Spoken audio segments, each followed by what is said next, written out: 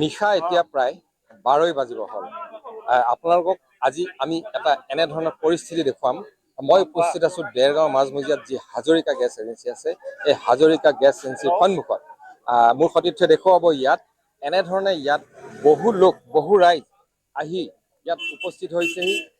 আমি জনামতে নিশা প্ৰায় 8 বজাৰ পৰা এনেধৰণে লাইন পাতি আছে ইয়াত বহু সংখ্যক লোকে এটা গেছৰ চিলিণ্ডাৰৰ বাবে, এটা ৰন্ধন গেছৰ চিলিণ্ডাৰৰ বাবে ইয়াত এনেধৰণে বহু লোক আহি পেলাই নিশা আমি গম পোৱা মতে 8 বজাৰ পৰা এনেধৰণে শাৰী পাতিছে।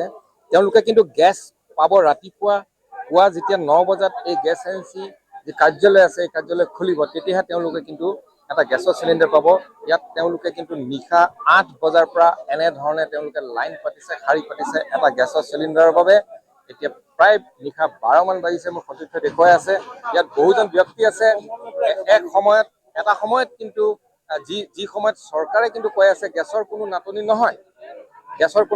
নহয়, বা কোনো যি পেট্ৰলিয়াম প্ৰডাক্ট আছে, যি ইন্ধন জাতীয় সামগ্ৰী আছে, তাৰ কোনো কিন্তু নাটনি নহয় বুলি কৈছে। কিন্তু তেনেস্থলত কিন্তু ইয়াত আমি দেখা পাইছোঁ, বা দেৰগাঁৱত বিশেষকৈ দেখা পাইছোঁ যে গেছ এজেঞ্চিৰ সন্মুখত এনেধৰণে এটা গেছৰ চিলিণ্ডাৰৰ বাবে বহু ৰাইজ আহি পেলাই ইয়াত একত্ৰিত হয়, লাইন পাতি আছে, শাৰী পাতি আছে, মহিলাসকল আছে। আমি কথা পাতিম কিয় ৰাইজৰ মাজত এই আশংকাটো, কিয় পেনিক হৈছে ৰাইজৰ মাজত। যদি প্ৰকৃততে যদি গেছৰ চিলিণ্ডাৰৰ নাটনি নহয়, তেতিয়াহ'লে কিয় এনেধৰণৰ ৰাইজৰ মাজত আশংকা হৈছে। তেওঁলোকে চব পুৱাহে তেওঁলোকে এটা চিলিণ্ডাৰ পাব, তেওঁলোকে এতিয়াৰ পৰা শাৰী পাতিছে। ইয়াত বিভিন্নজন আছে, আমি কথা পাতিব চেষ্টা কৰিম।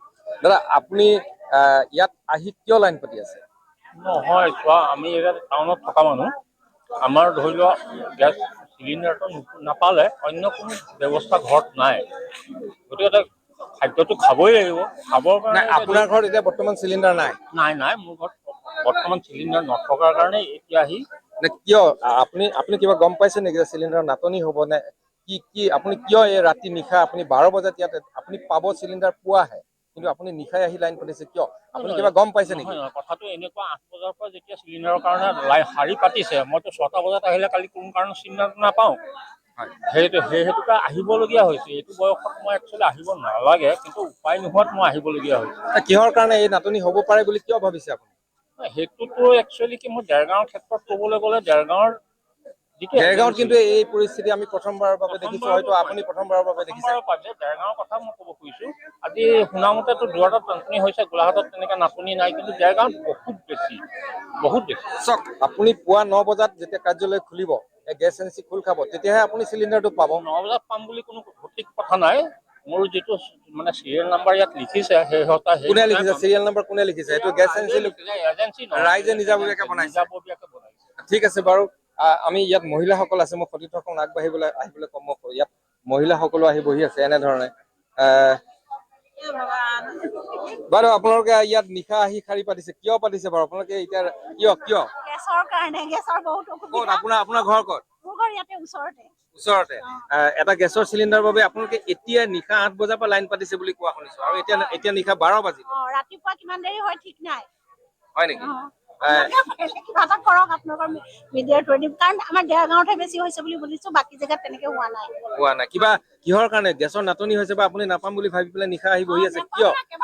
নাটনি কিয় হ'ব পাৰে বুলি কিবা গম পায় নেকি? নাজানো, কিবা যুদ্ধৰ কাৰণে কিবা কম মাল কিবা চাপ্লাই কম হৈছে বুলি শুনিছো, আৰু ইমান নাজানো মানে। হয়, এখেতে কৈছে যুদ্ধৰ কাৰণে কিবা নাটনি হ'ব পাৰে বুলি কৈছে। আৰু বিভিন্নজন আছে, মই কথা পাতিব চেষ্টা কৰিম। আপুনি নিশা ইয়াত আহি লাইন কিয় পাতি আছে? চিলিণ্ডাৰ কাৰণে। আজি বহুত দিন চিলিণ্ডাৰ নাই। এতিয়া চাওক, নিশা প্ৰায় 12 বাজিছে, প্ৰায় 12। আমি গম পাইছো ইয়াত 8 বজাৰ পৰা এনেধৰণে পুৰুষ মহিলাসকলে লাইন পাতি আছে, কিন্তু কাৰ্যালয় খুলিব ৰাতিপুৱা 9 বজাতহে। গোটেই নিশাটো আপুনি ইয়াতে কটাব নেকি? ইয়াতে কটাব লাগিব, নহ'লে আকৌ চিলিণ্ডাৰ নাপাম নহয়। চিলিণ্ডাৰ নাপাব। আৰু অন্য এজন ব্যক্তি আছে, আমি কথা পাতিম। ৰাতিপুৱা 9 বজাতহে কাৰ্যালয় খোল খাব, এতিয়া নিশা 12 বাজিছে, আপোনালোকে এতিয়াৰ পৰাই লাইন পাতিছে কিয়? একচুৱেলি গেছ চিলিণ্ডাৰ ল'বৰ কাৰণে লাইন পাতি আছো। চিলিণ্ডাৰ নাটনি অন্য কথা একো নাই। এই হাজৰিকা গেছ এজেঞ্চিৰ যিমান কনজিউমাৰ আছে, কনজিউমাৰৰ এগেইনষ্টে মানে সিমান মালিকে বস্তুটো আনিব পৰা নাই। নোৱাৰাৰ কাৰণে একচুৱেলি গেছৰ নাটনি হৈছে। আজি 3-4 দিন নাই, আজি দিব, দিয়াৰ পাছত আকৌ নেক্সট 2 দিন নিদিয়ে। গতিকে ৰাইজৰ এনেকুৱা হাহাকাৰ অৱস্থা হ'বই। আৰু এতিয়া কাইলৈ খুলিব 9টা বজাত। এতিয়া চব 9:15, মই 9:15 পৰা লাইন পাতি পেলাই 117 নম্বৰত পাইছো। গতিকে 117 নম্বৰত পাইছো মানে মই কাইলৈ কিমান ধৰি লওক 12টা বজাৰ আগত মই চিলিণ্ডাৰ ল'ব নোৱাৰোঁ।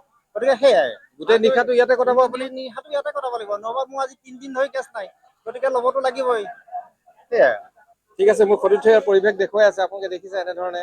কিন্তু ইয়াত মহিলাসকলো আছে, পুৰুষসকল আছে, তেওঁলোকে আহি পেলাই ইয়াত কিন্তু এতিয়া নিশা 12 বাজিছে, কিন্তু তেওঁলোকে আমি জনামতে নিশা 8 বজাৰ পৰা এনেধৰণে শাৰী পাতি আছে, এনেধৰণে লাইন পাতি আছে। গোটেই নিশাটো তেখেতসকলে টোপনি ক্ষতি ইয়াত কৰি ইয়াতেই কটাব। ইয়াত